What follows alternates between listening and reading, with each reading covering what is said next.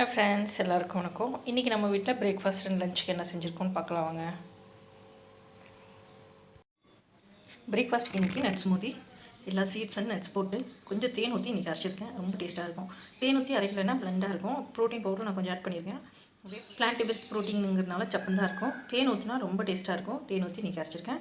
இதோட கொஞ்சம் சாலட், முளை பச்சை பயிறு, அதோட ஆனியன் மிக்ஸ் பண்ணி எடுத்துகிட்டு சால்ட் அண்ட் பெப்பர் போட்டு ஒரு கப் பப்பாளி கட் பண்ண ஃப்ரூட்ஸோ வெஜிடபிள்ஸோ நீங்கள் எடுத்துக்கோங்க. குக்கும்பர் எடுத்துக்கலாம், மாதுளப்பழம் என்ன இருக்கோ எடுத்துக்கோங்க. நான் இன்றைக்கி பப்பாளி ஒரு கப் எடுத்துருக்கேன்.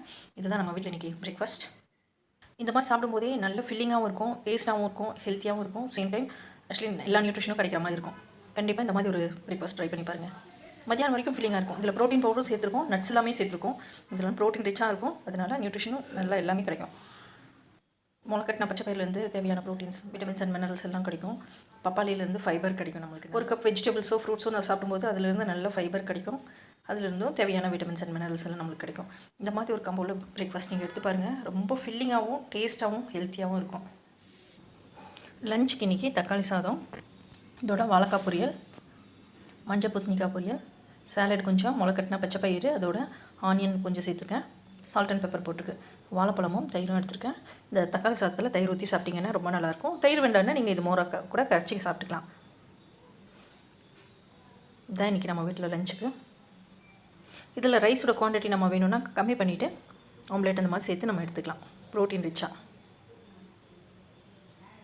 ரொம்ப ஃபில்லிங்காகவும் டேஸ்ட்டாகவும் ஹெல்த்தியாக ரொம்ப சிம்பிளாக செய்யக்கூடிய சமையல் தான், ஆனால் ரொம்ப டேஸ்ட்டாக இருக்கும். கண்டிப்பாக வெஜிடபிள் சாலட் சேர்த்துக்கோங்க, ரொம்ப நல்லாயிருக்கும். வெஜிடபிள்ஸ்லையோ ஸ்ப்ரவுட்ஸ்லையோ ஏதோ ஒரு சாலட் நம்ம சேர்த்து சாப்பிடும்போது ஃபில்லிங்காக இருக்கும். சேம் டைம் நியூட்ரிஷன்ஸ் நிறைய அதிலேருந்து கிடைக்கும்.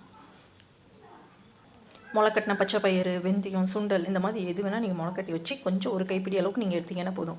அந்த டேஸ்ட்டுக்காக நீங்கள் இதில் தயிர் மிக்ஸ் பண்ணியும் சாப்பிட்டுக்கலாம், லெமன் ஜூஸ் சேர்த்தும் சாப்பிட்டுக்கலாம். ரொம்ப நல்லாயிருக்கும். ஆனியன் கொஞ்சமாக கட் பண்ணி போட்டிங்கனாலே டேஸ்ட் நல்லா கொடுக்கும். சாலட் மாதிரி கூட வச்சு சாப்பிட்டுக்கலாம். இதுதான் நம்ம வீட்டில் இன்றைக்கி லஞ்சுக்கு. தேங்க்யூ ஃபார் வாட்சிங். Thank you friends.